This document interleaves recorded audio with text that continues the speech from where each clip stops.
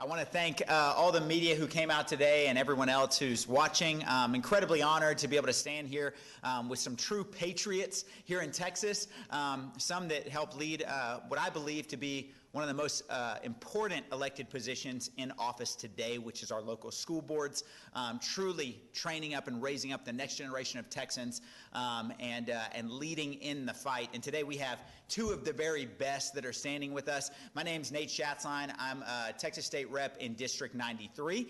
And I'm excited to talk to you a little bit about the courageous efforts of how some of our ISDs are taking a stand against what we believe is the indoctrination of our students, and they're putting education first. You know, we're in a critical point in history in Texas right now when we're talking about where our students are at. You know, I was reminded that right now only 23.2% of our students are considered college ready.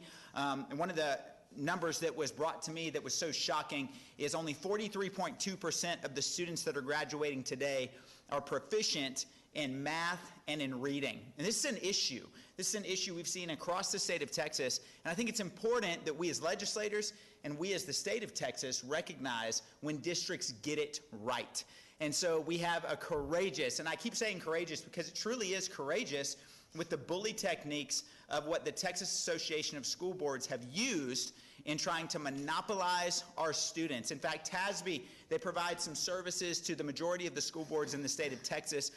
Those services include providing liability insurance, and they include providing a policy manual of updates of what takes place inside the legislative session. The reason that's important to highlight is Texas Association of School Boards doesn't just provide policy changes, but they actually have been known to take those policy changes and manipulate those changes, manipulating law to push a more leftist agenda with our students. You know, we see this with the letter that went out just recently where they were encouraging teachers in the classroom to call students by their preferred pronouns and essentially socially transition students without the knowledge or consent of the parent. And then they were also instructed to go back to the parent and to say their biological sex and to call them by the name that their parents call them. This right here is a dangerous step in indoctrinating our students, and I believe it has no place in the Texas classroom.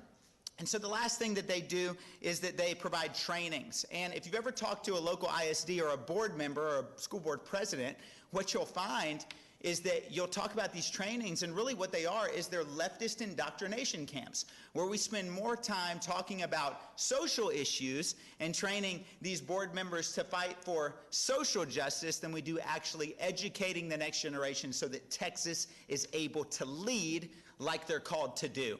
And we believe that the greatest investment we could ever make is in the next generation right here in Texas. And so we want to honor and celebrate those school board members that are taking a stand for our kids, that are putting kids first, that are making empowering parents the very thing that they're running off of. And they're not funding systems, but they're saying, parents, what do you want to do? And we're going to honor the wishes of the family with our conservative values. This is the key, is honoring members like this. And so without further ado, I want to introduce a very courageous school board president by the name of Cam Bryan, who oversees Carroll ISD in North Texas. And Carroll ISD is incredibly special for a few different reasons. They've led the fight against CRT and indoctrinating kids in schools.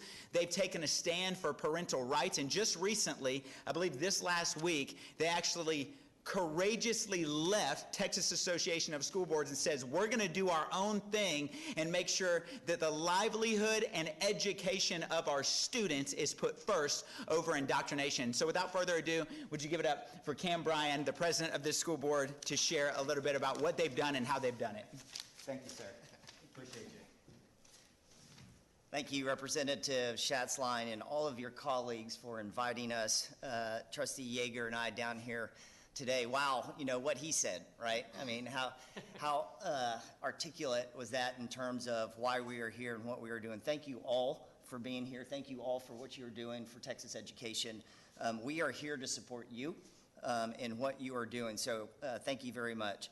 I thought I'd start off with just who is Carroll ISD for those of you who don't know. Carroll ISD is a K through 12 public school system located in the Dallas-Fort Worth Metroplex. Our district consists of 11 campuses serving over 8,400 students and 1,100 employees.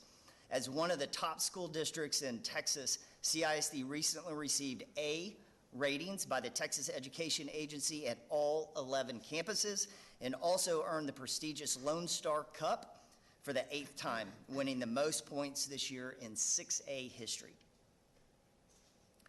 Our community is very proud of the success we have been able to maintain as a public school year after year.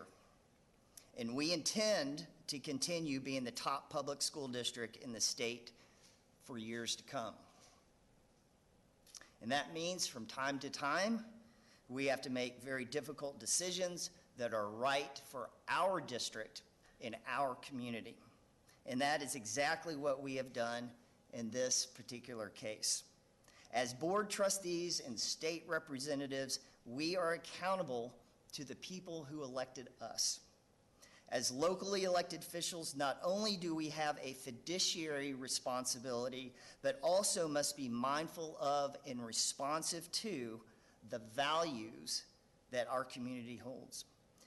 Sending our community's taxpayer dollars to an organization that pushes the very ideologies that our community overwhelmingly rejected in the last 3 elections would be disingenuous to those that have entrusted us to represent them. So therefore, on March 27th, 2023, our board voted 5-1 to adopt a resolution of our intent not to renew our annual membership with the Texas Association of School Boards. We believe competition is healthy and will result in lower prices and better services for all. Who we conduct business with should be our choice as an independent school district, and we are looking forward to the freedom to choose who we do business with in the future. Thank you. Mr. Yeager.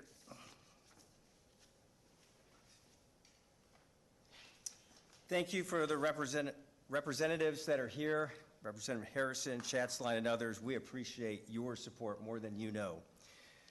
Adding to the comments of my fellow Carroll ISD School Board trustee, our president, Brian, we're grateful for this opportunity to lead an excellent school district and break the long-standing monopoly held by the non-governmental organization TASB. Many people in my position don't know, one, that they are not a part of our state government and that there is an option for them. We know inherently that monopolies are bad.